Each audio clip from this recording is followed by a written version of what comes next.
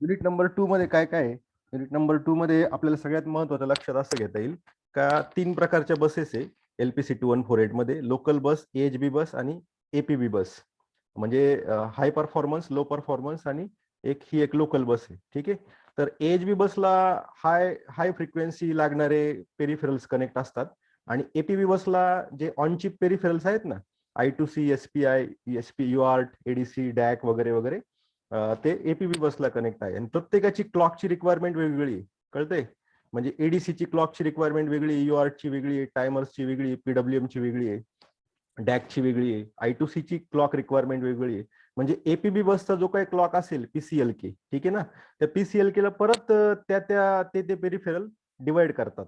Divide करून clock तयार करतात स्वतःसाठी. मग ते करण्यासाठी युआर्ट मध्ये युआर्टचे स्वतःचे रजिस्टर्सचा वापर करून युआर्ट स्वतःचा क्लॉक बनवतो, पीसीएलकेला डिवाइड करतो. I2C स्वतः पीसीएलकेला डिवाइड करून रजिस्टरचा वापर करून डिवाइड करून स्वतःचा क्लॉक बनवतं. टायमर्स तसंच करतं, पीडब्ल्यूएम तसंच करतं. कळतंय? अशा पद्धतीने याच्याकडे बघितलं पाहिजे. खूप कन्सेप्ट सोपा आहे. नंतर पीएलएलचे जे पीएलएल आहे, पीएलएल सगळ्यात महत्वाचा ब्लॉक आहे. पीएलएल काय तयार करतो? सीसीएलके तयार करतो आणि त्या सीसीएलके पासून व्हीपीबीडीयू डिवायडर वापरून आपण पीसीएलके तयार करू शकतो. तर ते पीएलएलचे रजिस्टर्स महत्वाचे आहेत. पीएलएल 0 आणि पीएलएल 1. ठीक आहे. पीएलएल 0 आणि पीएलएल 1 साठी फक्त 0 किंवा 1 ऍड करतो आपण रजिस्टरच्या नावामध्ये. ठीक आहे.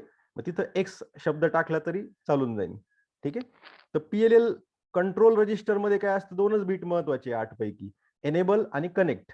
ठीक आहे. ते दोन्ही 1-1 जेव्हा असेल, ठीक आहे, दोन्ही 1-1 जेव्हा असेल हे 2 बिट्स, त्याच वेळेस आपण काय करू शकतो? पीएलएल ला कनेक्ट पण करू शकतो आणि एनेबल पण करू शकतो. बाकीचे रिझर्व्ड बिट्स आहेत. नंतर कॉन्फिगरेशन रजिस्टर जो आहे पीएलएलचा, ठीक आहे, दोन्ही दोन्ही पीएलएल ला वेगवेगळे 2 रजिस्टर्स आहेत, म्हणून इथं 0 आणि 1 दोघांच्या नावाच्या मध्ये मध्ये आहे बघा. तर कॉन्फिगरेशन रजिस्टर सुद्धा खूप महत्वाचं आहे. त्याच्यामध्ये पहिले 5 बिट्स हे यम साठी असतात. ठीक आहे. यमची व्हॅल्यू आपण ठरवायची किती पाहिजे, 1 ते 32 मधली. त्यानुसार आपण ते बिट्स, हे बघा टेबल नंबर 28 बघा, ते बीट तिथं आले पाहिजे. त्यानुसार यम व्हॅल्यू बरोबर तिथं होती आणि नंतर 5वं आणि 6वं बीट म्हणजे ऍक्च्युअल मधलं 6वं आणि 7वं बीट नंबरिंग कुठून सुरू होते? 0 पासून नंबरिंग सुरू होते. ठीक आहे. त्यानुसार 6वं आणि 7वं बीट पी साठी असतं.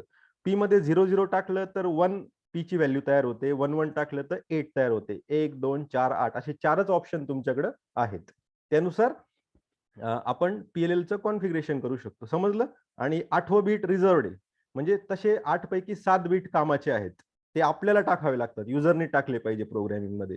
स्टेटस रजिस्टर मध्ये सगळ्यात महत्वाचं बीट जर कोणतं असेल तर पी लॉक बीट बघा. 10वं बीट नंबरिंग मध्ये, आणि तसं जर 0 पासून जर काउंटिंग केलं तर 11वं bit P lock. P lock म्हणजे काय? पीएलएल काय करतो?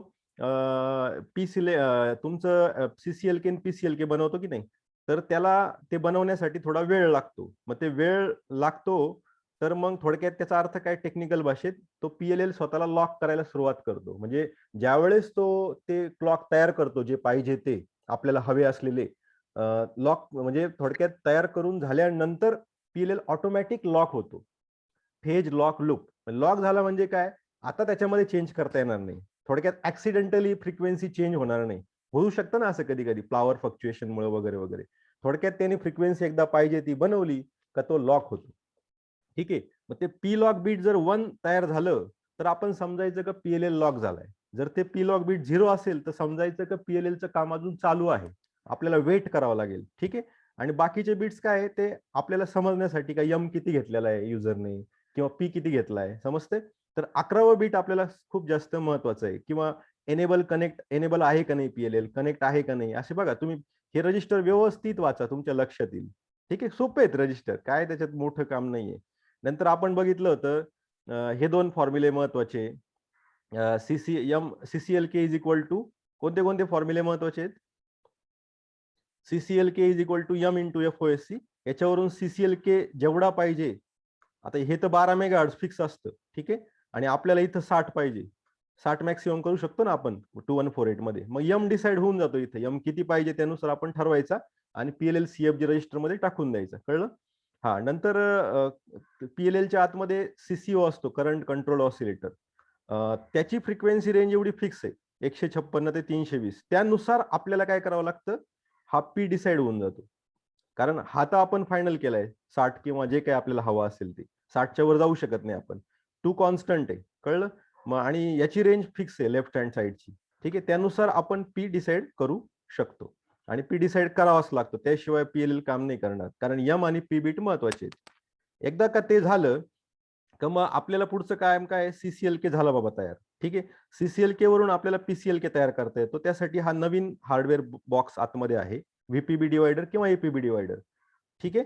तर त्याचा वापर करून आपण येणाऱ्या सीसीएलकेला 1 ने किंवा 2 ने किंवा 4 ने डिवाइड करू शकतो आणि त्यावरून पीसीएलके तयार होतो. त्याचं सुद्धा आपण बघितलेलं आहे, ठीक आहे ना, बघितलंय की नाही. व्हीपीबी ड्यू रजिस्टर, याचा रजिस्टर कोणता असतो या बॉक्सचा, व्हीपीबी ड्यू, ठीक आहे. व्हीपीबी ड्यू रजिस्टर आता आपण बघूया शॉर्टकट मध्ये. मला इरेज करू द्या हे सगळं.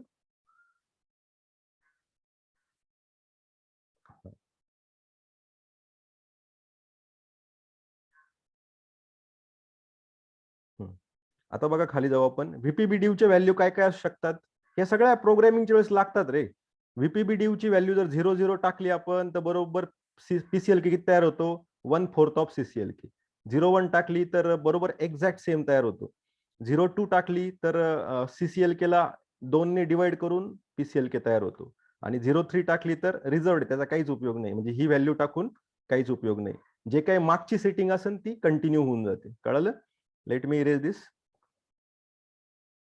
आणि याच्यावर खूप चांगले चांगले व्हिडिओ मी तुम्हाला पाठवलेले आहेत, तुम्ही बघा ते. बऱ्याच वेळा काय होतं, रेंजच्या इश्यूमुळं आपण थोडंसं मागं पडतो, पण व्हिडिओ पाहून तुम्ही क्लिअर करू शकतात ना. शेवटी सेल्फ स्टडी सुद्धा महत्वाचा आहे.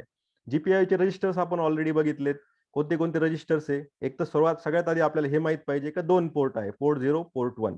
पोर्ट 0 ला 32 पिन्स, या पोर्ट 1 ला 32 पिन. त्यातल्या काही काही पिन रिझर्व्ड आहेत, जीपीआयओ साठी वापरता येणार नाही. जीपीआयओ म्हणजे काय, एलईडी एलसीडी कीपॅड आपण जे जोडतो त्याला जनरल पर्पज टास्क म्हणतात, म्हणून general purpose input output programming. ती प्रोग्रामिंग करण्यासाठी काही रजिस्टर्स लागतात. IOX pin, IOX set, IOX clear, IOX direction, ठीक आहे. X stands for either 0 or 1, कळतंय. म्हणजे तुमच्या पोर्ट 0 चे रजिस्टर्स वेगळे असतील, मग पोर्ट 1 चे रजिस्टर्स वेगळे असतील, ठीक आहे. हा, आता याच्यामध्ये ना हे 32 बिटचे रजिस्टर्स आहेत आणि पोर्ट 0 ला किती पिन्स आहे, 32. पोर्ट 1 ला किती पिन आहे, 32. म्हणजे 32 एका पिनला 1 बिट वापरता येतं आपल्याला, ठीक आहे. हा, आयओ सेट मध्ये आपण काय टाकलं, 1 जर टाकलं तर ती इंडिव्हिज्युअल पिन आपण लॉजिकल हाय करू शकतो. म्हणजे उद्या एलईडी जर कनेक्ट केला तर त्याला आपण ऑन करू शकतो, ठीक आहे. समजा आयओ क्लिअर रजिस्टर 32 बिटचा आहे, 32 पिन साठी 32 बिट. इंडिव्हिज्युअल बीट मध्ये, ज्या बीट मध्ये आपल्याला लॉजिकल हाय पाठवायचंय, जी पिन आपल्याला लॉजिकल लो करायची, सॉरी, त्याच्यामध्ये 1 टाकून द्यायचं. बाकीच्यांमध्ये 0 टाका, 1 टाका, आपल्याला काही घेणं देणं नाही, कळते. हा, आयओ डायरेक्शनचा उपयोग काय, एक तर तुमची इंडिव्हिज्युअल पिन 32 पैकीची, हाता 32 बिटचा रजिस्टर आहे, इंडिव्हिज्युअल पिन तुम्हाला इनपुट करायची का आउटपुट. आता आउटपुट करण्यासाठी आपल्याला काय करावं लागतं, 1 टाकावं लागतं इंडिव्हिज्युअल बीट मध्ये. आणि जर इनपुट करायची असेल तर 0 टाकावं लागतं. समजा फॉर एक्झाम्पल एलईडी कनेक्ट आहे एखाद्या पिनला, तर ती पिन आपण आउटपुट केली पाहिजे. ज्या पिनला कीपॅड कनेक्ट आहे ती पिन आपण काय केली पाहिजे, इनपुट केली पाहिजे. मग त्या डायरेक्शन कंट्रोल रजिस्टरचा वापर करून आपण ती पिन इनपुट किंवा आउटपुट करू शकतो. फॉर एक्झाम्पल तुमची एखादी एलईडी समजा P1.28 ला कनेक्ट, एखादा एलईडी कनेक्ट आहे, मग बरोबर आपण कोणता रजिस्टर घेतला पाहिजे, IO1 DIR, कळतंय. आणि ती पिन काय केली पाहिजे, एलईडी असल्यामुळं आउटपुट केली पाहिजे. आउटपुट करायची म्हणजे काय, त्या बरोबर 28व्या नंबर बीटला 1 टाकला पाहिजे. बाकीच्या बीटचं आपल्या काही कर्तव्य नाही, ठीक आहे. हा, अशा पद्धतीने हे रजिस्टर्स वापरले जातात. मी त्याचे काही एक्झाम्पल्स तुम्हाला दिलेले आहेत ह्या पीडीएफ मध्ये. समजा configure P0.0 to 0.3 as input pin आणि 0.4 टू 0.7 ॲज आउटपुट पिन, असं आपल्याला करायचंय समजा. तर मग इनपुट किंवा आउटपुट करायचंय ना, मग कोणता रजिस्टर वापरायचा, हा वापरून चालणार नाही. सेट नको, क्लिअर नको, डायरेक्शन कंट्रोल वापरावं लागेल. आता ह्या पिन्स कोणाच्या आहे, पोर्ट 0च्या आहे, ठीक आहे. म्हणून इथं रजिस्टर कोणता आला, IO0DIR, कळतंय. हा, मग त्याच्यामध्ये बघा आता हे जे 4 बीट, हे आता ही व्हॅल्यू कशाची आहे, हेक्साडेसिमल आहे. हेक्साडेसिमल म्हणजे एक हेक्साडेसिमल बीट म्हणजे 4 बायनरी बीट्स. आता हा पहिला 0 जो आहे त्याचे हे 4 0, ठीक आहे. नंतर पुढचा जो F आहे त्याचे हे 4 बिट्स, कळतंय. आता आपल्याला काय करायचंय, P0.0 to 0.3 म्हणजे हे किती 4 बिट्स. हे 4 बिट काय करायचे इनपुट. आता इनपुटला काय करावं लागतं 00 टाकावं लागतं. म्हणजे बरोबर ही पिन 0.0, 0.1, 0.2, 0.3 कळते. त्या पिन काय झाल्या मग इनपुट झाल्या आणि ह्या पिन काय करायचे 4 to 7 आउटपुट करायचे. मग तिथं काय केलं पाहिजे आपण 0.4 ची ही पिन, 0.5 ची ही, 0.6 आणि ही 0.7 ची पिन कळते. 32 बीटचा रजिस्टर एक बीट एका पिनसाठी काम करतं. ठीक आहे. मग तिथं 1-1 टाकल्यामुळे त्या पिन बरोबर आउटपुट पिन. मग आउटपुट का केलंय कदाचित याला एलईडी किंवा एलसीडी लावला असेल आणि याला कदाचित कीपॅड लावला असेल म्हणून त्यांनी तसं केलंय. कळते. असं करून हेक्साडेसिमल व्हॅल्यू आपण याच्यामध्ये तयार करू शकतो. कळते. आता हे प्रोग्रामिंगच्या वेळेस असं व्हॅल्यू टाकावी लागते आपल्याला. अशाच पद्धतीने तुम्ही पाहिजे तसं टास्क करू शकतात. आता मला इरेज करतो हे आणि आपण पुढे जाऊया. Hope everybody gets my voice. My voice is audible as well as you receive the screen. आणि हे सगळं प्रॅक्टिकलला हेच लागतं रे, वेगळं काय लागत नाही ना. याचे व्हिडिओ बघत चला, मी तुम्हाला पाठवत जाईल ना ते पाहत जा. म्हणजे काय होईल माझंही काम सोपं होईल आणि तुम्ही पण सेल्फ स्टडी करण्यासारखं होईल. आता पिन कनेक्ट ब्लॉक एक महत्वाचा असतो. असतो की नाही? पिन कनेक्ट ब्लॉकचा उपयोग काय असतो रे? तुम्हाला माहित आहे पोर्ट 0 आणि पोर्ट 1 32 पिन्स. तर 0.0 ते 0.15 म्हणजे या 16 पिन्स याच्यासाठी हा रजिस्टर्स वापरला जातो. 16 ते 31 म्हणजे ह्या उरलेल्या 16 पिन पोर्ट 0च्या वर काही ते लक्षात घ्या. त्यासाठी पिन सिलेक्ट 1 वापरावाच लागतो. ठीक आहे. आणि पोर्ट 1 मध्ये काय प्रकार आहे? पोर्ट 1 मध्ये 32 पिन आहेत, पण सुरुवातीच्या 16 पिन जीपीआयओ साठी वापरता येत नाही. त्या स्पेशल पर्पज साठी एडीसी डॅक कशासाठी तरी असतील. ते कुठून कळणार? डेटा शीट मधून कळणार. ठीक आहे. तर डेटा शीट मध्ये पूर्ण 64 पिनचं काय काय काम करू शकते एक पिन. आता एक पिन 4 काम करू शकते तुम्हाला माहिती आहे. पहिलं काम घ्यायचं असेल तर 00 टाकावं लागतं. दुसरं काम सिलेक्ट करायचं असेल तर काय टाकावं लागतं 01. तिसरं काम घेण्यासाठी 10 आणि चौथं काम जर सिलेक्ट करायचं असेल तर 11. म्हणजे एक पिन जी आहे ही एक पिन समजा P0.0 आहे किंवा P0.31 आहे किंवा P1.19 आहे. ते पिन 4 काम करू शकते. कळतंय? पहिलं काम सिलेक्ट करण्यासाठी 00, नंतर 01, 10 आणि इथं काय टाकावं लागतं 11. चौथं काम घेण्यासाठी म्हणजे एक पिन 4 काम करू शकते ना. कळतंय? मग आता थोडक्यात ह्या 16 पिन साठी किती बीटचा रजिस्टर आहे? या 16 पिन साठी 32 बीटचा रजिस्टर आहे. पिन सिलेक्ट 0 32 बीट, हा 32 बीटचा आहे आणि हा 32 बीटचा आहे. कळतंय ना? 16 पिन साठी 32 बीटचा रजिस्टर म्हणजे एका पिन साठी किती बीट लागतील? 2 बीट. कळतंय? एका पिन साठी 2 बीट. मग ते 2 बीट मध्ये काय टाकू शकतो आपण 00, 01, 10 और 11. कळतंय? आता फॉर एक्झाम्पल P0.0 ही जी पिन आहे ही डेटा शीट मधला टेबल आहे बरं का हा. असाच टेबल पूर्ण 64 पिनचा आहे. तर 0.0 डेटा शीट नुसार काय करू शकतं?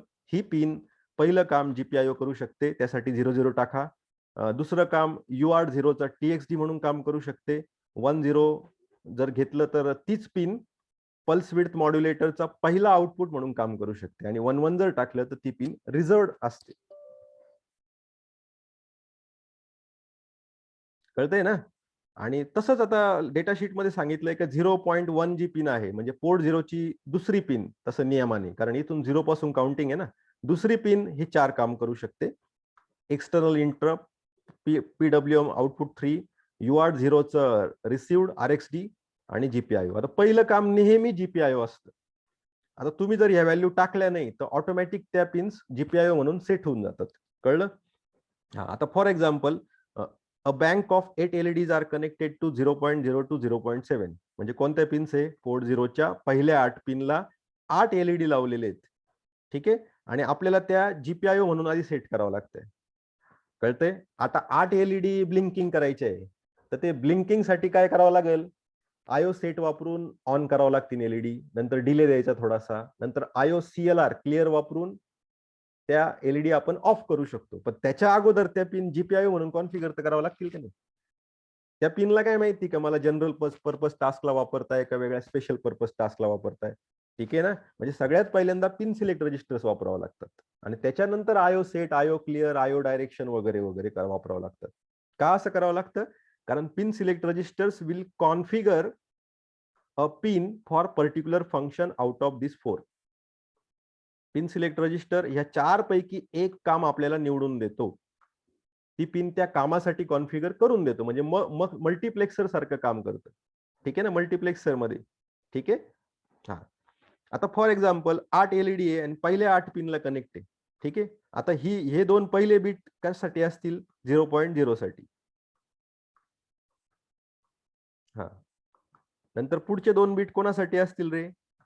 0.1 साठी. P0.1 साठी असतील. का बरं? का बरं? कारण इथं काय म्हटलंय आपण? Pin select 0. ठीक आहे. पिन सिलेक्ट 0 म्हणजे काय? That register look after 0.0 to 0.15. कळतंय? 32 बीटचा रजिस्टर आणि 16 पिनचं काम बघतो, म्हणजे एका पिनला 2 बीट आहेत. बघा मग आता काय केलंय? काय केलंय बघा. पहिल्या बीट्सला काय टाकलंय? 0000 आणि नंतरच्या पिनला काय टाकले? काय टाकले? 1111. असं का बरं केलंय? का बरं केलं असं? तर ऍक्च्युली हे चुकलेलं आहे माझ्या माहितीनुसार. इथं काय पाहिजे होतं? इथं 0 पाहिजे होतं. इथं 0 पाहिजे होतं. 0 पाहिजे होतं. 0 पाहिजे होतं. का 0 पाहिजे होतं? कारण त्या पिन आपल्याला काय वापरायचे आहे? जीपीआयओ म्हणून, आणि जीपीआयओ सिलेक्ट करण्यासाठी त्या पिनचं फंक्शन आपण काय टाकलं पाहिजे? 00. कळतंय? माझ्याकडून इथं टाईप मिस्टेक झालेली 11 ची. ठीक आहे. त्यानुसार बघा 00 टाकून दिलं. असं ही शेवटच्या 2 पिन्स कोणाचं काम बघणार आहे? 0.15चं. या 2 पिन कोणाचं? 0.14. कळतंय? तशा पद्धतीने 0.0 चे 2 बीट, 0.1 चे 2 बीट, 0.2 चे 2 बीट, 0.3 चे 2 बीट, असं करत करत P0.15 पर्यंतचे बीट्स आहेत.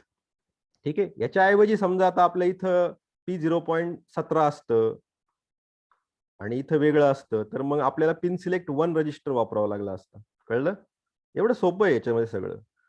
ठीक आहे. आणि सगळ्यात जर आपण सगळ्याच बीटला जर 00 टाकलं तर काय होईल? पूर्ण पोर्ट 0च्या 16 पिन्स काय होईल? जीपीआयओ होतील. कारण पहिलं टास्क जीपीआयओच आहे ना डेटा शीट नुसार. कळतंय? हा, अशा पद्धतीने आता मला इरेज करू द्या हे सगळं. आवाज येतोय का? गौरी, प्रदीप आणि समजतंय का? मेन म्हणजे प्रदीप, गौरी. हो सर. हा, ठीक आहे, ठीक आहे. आणि हो सर. याचे व्हिडिओ बघत चला. तुम्ही थोडंसं सेल्फ स्टडीकडे पण फोकस ठेवा. बऱ्याच वेळा काय होतं, कंपनीत गेल्यानंतर सुद्धा आपल्याला एखाद्या प्रोजेक्टवर टाकतात आणि मग त्यावेळेस आपल्याला टीचरही नसतो शिकवायला आणि कोणी नसतं. स्वतः सेल्फ स्टडी करणं गरजेचं असतं. आता नंतर बघा टायमर्स एक महत्वाचे आहेत. टायमरचा सुद्धा एक व्हिडिओ मी शेअर केलेला आहे. खूप चांगला आहे आणि सोप्या भाषेत कन्सेप्ट क्लिअर होतो. टायमरचे रजिस्टर्स लक्षात ठेवा. Prescaler counter, prescaler register, timer counter, TCR timer control register आणि सीटीसीआर. ठीक आहे. तर टायमर्सचा उपयोग काय असतो? टायमिंग सेट करण्यासाठी, की बाबा 10 वाजता बरोबर अमुक अमुक बजर वाजव, 11:30 वाजता अमुक अमुक एलईडी ऑन कर. ठीक आहे. असे टायमिंग सेट करता येतात. आणि काउंटरचा उपयोग काय असतो? काउंटिंगसाठी. म्हणजे समजा एखाद्या रूम मधून किती लोक आतमध्ये घुसताय दरवाज्यातून, तिथं जर काउंटर आपण फिट केला तर बरोबर तो काउंट करत जाईल पल्सेस. कळतंय का? हा, मग असं काउंटिंग आपण करू शकतो. आता LPC 2148 मध्ये 2 टायमर्स काउंटर्स आहेत, म्हणजे 2 बॉक्स आहेत. ठीक आहे. 2 बॉक्स आहेत आणि तो प्रत्येक box it can work as a timer as well as counter. Similarly for this. ठीक आहे. मग त्यासाठी टायमर इथं कुठेतरी एक रजिस्टर असेल बघा. हा, 1 मिनिट. हा, हे बघा इथं आहे बघा. टायमर कंट्रोल रजिस्टर म्हणजे काय? याचा उपयोग करून आपण टायमर साठी वापरायचा तो बॉक्स का काउंटर साठी वापरायचा, एवढंच एक बीट महत्वाचं आहे. ठीक आहे. बाकीचे बीट्स रिझर्वड असतील. ठीक आहे. हा, अशा पद्धतीने आपण ते कॉन्फिगर करू शकतो. आपण त्याच्यावर डिटेलमध्ये बघूया नंतर, किंवा तुम्ही व्हिडिओ बघा. काही डाऊट असेल तर त्या व्हिडिओ नंतर मला तुम्ही विचारा. खूप सोपं आहे ते सुद्धा. आपण पुढे जाऊया. हा, बघा इथे दिले डिटेलमध्ये दिले बघा. टायमर कंट्रोल रजिस्टर जो आहे त्याचे 32 बीटचा रजिस्टर आहे. फक्त 2च बीट महत्वाचे आहेत, आहे की नाही? आणि बाकीचे बीट्स कसे रिझर्वड आहे, त्याचं काहीच आपल्याला करायचं नाही. ते असेच राहून द्यायचे. फक्त 2 बीटवर कॉन्सन्ट्रेट करायचं 32 बीट पैकी. इथं जर तुम्ही 1 टाकलं तर काय होईल? बीट नंबर 0 ला, बीट नंबर 0 बघा इथे. बीट नंबर 0 कुठे आहे? इथे आहे. इथे आहे. त्या बिट नंबर 0ला जर 0 टाकलं तर काउंटर डिसेबल होतो आणि 1 टाकलं तर काउंटर एनेबल होतो. ठीक आहे. हा, आता इथं जर आपण 0 टाकलं तर काय होईल, काउंटर डिसेबल होईल आणि टायमर म्हणून ते काम करेल तुमचा बॉक्स. आणि इथं 1 जर टाकलं तर काय होईल, तो जो टायमर काउंटर आहे तो काउंटर म्हणून वापरता येईल. So we can configure each box for either timing purpose और काउंटिंग पर्पज. कळतंय. आणि काउंटर रिसेट एक बीट आहे ते क्लिअर करण्यासाठी आपल्याला नवीन काही करायचं असेल तर. ठीक आहे. आता थोडंसं इरेज करून खाली जाऊ आपण थोडंसं.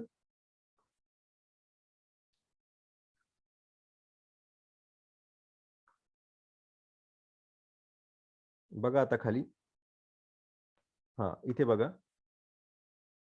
शॉर्टकट मध्ये घेतोय आपण. LPC 2148 मायक्रो कंट्रोलर आहे आणि P0.10 ला LED कनेक्ट केली आहे. हा, ओके. कारण GPIO साठी P0.10 पिन चालेल, काही प्रॉब्लेम नाही. रजिस्टर लावलाय आणि व्होल्टेज दिलंय. ठीक आहे. आता याच्यामध्ये T0 setup timer 0 into timer मोड.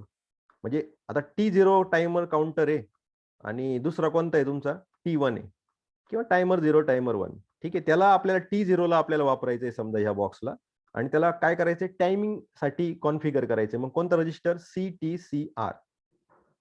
ठीक आहे. त्याच्यावर तुम्ही व्हिडिओमध्ये बघा किंवा टायमर्सचे रजिस्टर असं गुगलमध्ये टाईप केलं, टायमर रजिस्टर्स ऑफ LPC 2148, तर ते बरोबर सगळ्या रजिस्टरचे स्ट्रक्चर 32 बिटचे येऊन जातील आणि ते वाचल्यावर लगेच लक्षात येईल का बरं ही व्हॅल्यू टाकली. नंतर प्री स्केलर रजिस्टर एक सेट केलाय. आता का बरं हीच व्हॅल्यू घेतली, लक्षात ठेवा. 1 मिली सेकंड जर तुम्हाला डिले हवा असेल, टायमरचा उपयोग काय आहे, तिसरा उपयोग, टायमरचा तिसरा उपयोग कशासाठी असतो, डिले, ऍक्युरेट डिले तयार करण्यासाठी.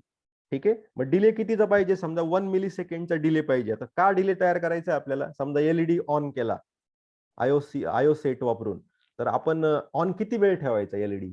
समजा मला वाटलं की 1 मिली सेकंड साठी LED ऑन राहायला पाहिजे. नंतर मी IOCLR वापरून LED ला ऑफ केलं आणि नंतर तो किती वेळ बंद राहायला पाहिजे LED, समजा 1 मिली सेकंड साठी. तर डिले कितीचा बनवावा लागेल, 1 मिली सेकंड. आणि exact accurate 1 millisecond delay पाहिजे आपल्याला. ठीक आहे. ऍक्युरेट डिले नको असेल तर सॉफ्टवेअर डिले वापरून आपण सुद्धा तयार करू शकतो टायमर न वापरता. पण आपल्याला ऍक्युरेट 1 मिली सेकंडचा डिले पाहिजे असेल तर टायमर वापरा. कळतंय. डिलेसाठी. हा, मग त्यासाठी PR रजिस्टर जो आहे T0PR, त्याच्यामध्ये काय करा, 59,999 व्हॅल्यू टाका. ती व्हॅल्यू टाकली का by default automatically 1 millisecond delay तयार होतो. तीच व्हॅल्यू का टाकायची, कारण त्यासाठी हा फॉर्म्युला आहे बघा. ठीक आहे. हा, आणि जर तुम्हाला 1 मायक्रो सेकंड डिले पाहिजे असेल, 1 मायक्रो सेकंड, तर इथं व्हॅल्यू काय टाकायची, इथं व्हॅल्यू टाका 59. हेक्साडेसिमल मधलं बोलतोय बरं का मी. हा, 59 टाकली का बरोबर 1 मायक्रो सेकंडचा डिले तयार होतो. मग कोणतं रजिस्टर वापरायचं, प्री स्केलर रजिस्टर. टायमर 0 वापरायचा असेल तर T0PR आणि टायमर 1 वापरायचा असेल तर T1PR रजिस्टर वापरायचा.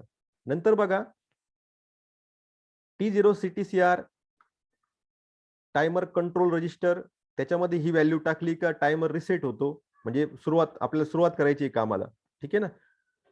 अशा पद्धतीने हे टायमर्स काउंटर वापरतात. फॉर्म्युला कोणता याच्यामध्ये प्री स्केल काउंटचा,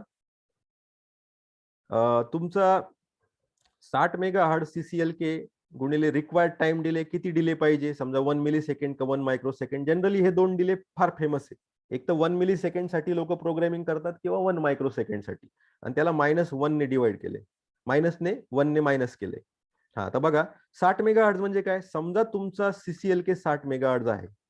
सपोज तुमचा CCLK किती आहे, 60 मेगाहर्ट्झ. तुमचा CCLK कमी पण असू शकतो, 40, 50, 30.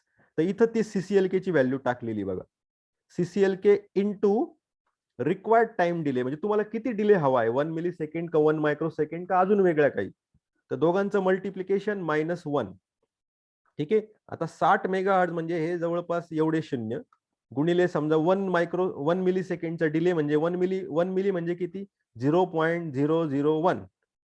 ठीक आहे. आणि यांचं मल्टिप्लिकेशन किती येतं, 60,000. 60,000 वजा 1 किती झालं, 59,999. आता -1 का करतात समजा, का बरं करतात, कारण जर समजा तुमचा CCLK 0 असेल ठीक आहे. तर 0 इंटू समथिंग 0 -1 तर -1 होईल आणि ते थोडंसं इलॉजिकल आहे म्हणून -1 ने रिड्यूस करून टाकतात ते. कळतंय का? तर त्याच्यावर सुद्धा व्हिडिओमध्ये एक्सप्लेन केलेलं आहे. तर तुम्ही एकदा ते बघा. आता मी इरेज करतो आणि आपण पुढे जाऊया. आपला टाइम थोडासा संपतोय, पण मी परत एकदा लेक्चर अरे हे करल, स्टार्ट करल. तुम्ही त्याच लिंकने परत एकदा जॉइन व्हा. ठीक आहे. एक साधारणतः 6 मिनिटं या सेशनचे बाकी आहेत. पण तुम्ही परत एकदा जॉइन व्हा. आता आपण खाली जाऊया. हा, युआर्ट. युआर्ट म्हणजे काय रे? Universal asynchronous receive transmitter. ठीक आहे. आता याला काय क्लॉकची आवश्यकता नसते. असिंक्रोनस आहे ना, बाकीचे सगळे पेरिफेरल तुमचं एडीसी असू द्या, I2C असू द्या, SPI असू द्या, यांना सगळ्यांना डेटा लाईन तर लागतेच, पण क्लॉक लाईन सुद्धा लागते. म्हणजे क्लॉक शिवाय ते काम नाही करू शकत. पण युआर्ट असा आहे का त्याला क्लॉकची गरज नाही. याला 2 वायर लागतात. कोणत्या? TXD ट्रान्समिशनसाठी आणि RXD रिसिव्हसाठी. डाटा, कारण सिरियल कम्युनिकेशन आहे ना. डाटा ट्रान्समिट पण करायचा असेल एका डिव्हाइसकडून दुसऱ्याकडे किंवा दुसऱ्याचा डाटा घ्यायचा आहे तर रिसीव्ह करावा लागेल. ठीक आहे. तर LPC 2148 मध्ये 2 युआर्ट आहेत. युआर्ट 0 आणि युआर्ट 1. आणि प्रत्येकाला किती पिन आहेत? 2 पिन आहेत. ठीक आहे. त्या 2 पिन कोणत्या? TXD RXD. आता युआर्ट 0 च्या पिन्स कुठे आहेत? डेटा शीट नुसार P0.0 and 0.1 can work as a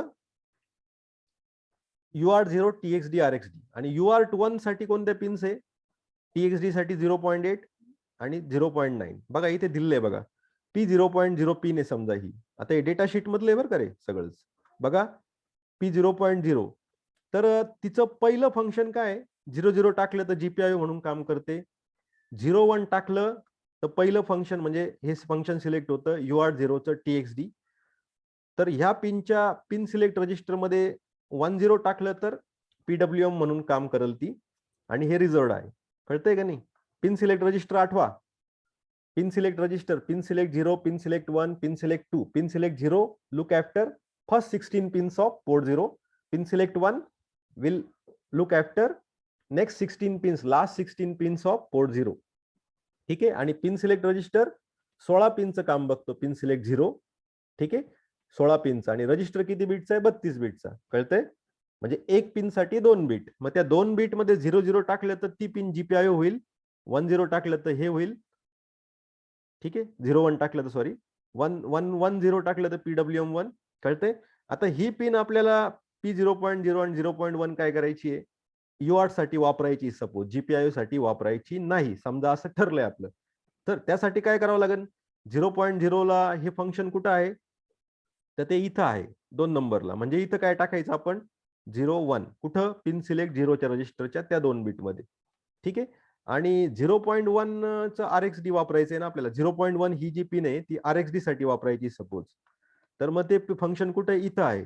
म्हणजे P0.1 चं काम कोण बघतं? पिन सिलेक्ट 0 रजिस्टर बघतो. तर त्याच्या तिसऱ्या आणि चौथ्या बीट मध्ये आपल्याला काय टाकावं लागेल? काय टाकावं लागेल? येस, 01. ठीक आहे ना? पिन सिलेक्ट 0च्या पहिल्या 2 बीट मध्ये आपल्याला 01 टाकायचंय. तिसऱ्या आणि चौथ्या बीट मध्ये सुद्धा 01 टाकायचंय. असं केलं तर बरोबर P0.0 आणि 0.1 या UART 0च्या TXD RXD साठी काम करतील. त्याच पद्धतीने याचं सुद्धा वर्किंग चालतं. आता ह्या तुमच्या युआर्टचं एवढंच काम आहे का? मग फक्त कॉन्फिगर करायचं काम झालं असं नाही. युआर्टला अजून सुद्धा काही डाटा द्यावा लागेल आपल्याला. तर तो युआर्ट व्यवस्थित काम करेल. मग कोणता डाटा द्यायचा आणि कुठे द्यायचा? तर तो डाटा त्या युआर्टच्या रजिस्टर्स मध्ये द्यावा लागतो. आता रजिस्टर्स कोणते कोणते आहेत युआर्टला? युआर्टला सुद्धा 5-6 रजिस्टर्स आहे. Receive buffer register. आता रिसीव्ह बफर रजिस्टर म्हणजे काय? समजा तुमचा LPC 2148 चा युआर्ट असा आहे आणि दुसरा तुमचा सिरियल डिव्हाइस असा आहे. याने जर डाटा पाठवला युआर्टला, ह्या युआर्टला, युआर्ट 0 आहे समजा हा. ठीक आहे. तर तो डाटा एका बफर मध्ये सेव्ह होतो, रिसीव्ह होतो. मग त्यासाठी रिसीव्ह बफर रजिस्टर आहे. ठीक आहे ना? हा. आणि जर डाटा युआर्टला डाटा जर दुसऱ्या पुढच्या डिव्हाइसला पाठवायचा आहे, ट्रान्समिट करायचा आहे, तर ट्रान्समिट करण्याच्यासाठी आपण तो डाटा THR रजिस्टर मध्ये ठेवला पाहिजे. Transmit holding register. कळतंय का? हे 2 रजिस्टर समजताय का? बाहेरून युआर्ट मध्ये येणारा डाटा हा RBR मध्ये जातो आणि युआर्टचा डाटा जो बाहेर पाठवायचा आहे दुसऱ्याला, तो ट्रान्समिट होल्डिंग रजिस्टर मध्ये सेव्ह असतो किंवा आपण टाकायचा आणि मग तो डाटा बरोबर पुढे जातो. समजा LCD F नावाचं बीट पाठवायचं, तर आपण काय केलं पाहिजे की F नावाचं बीट THR मध्ये सेव्ह करायचं या रजिस्टर मध्ये. बरोबर ते बीट तो UART ट्रान्समिट करतो आणि ते LCD वर दिसतं. कळते?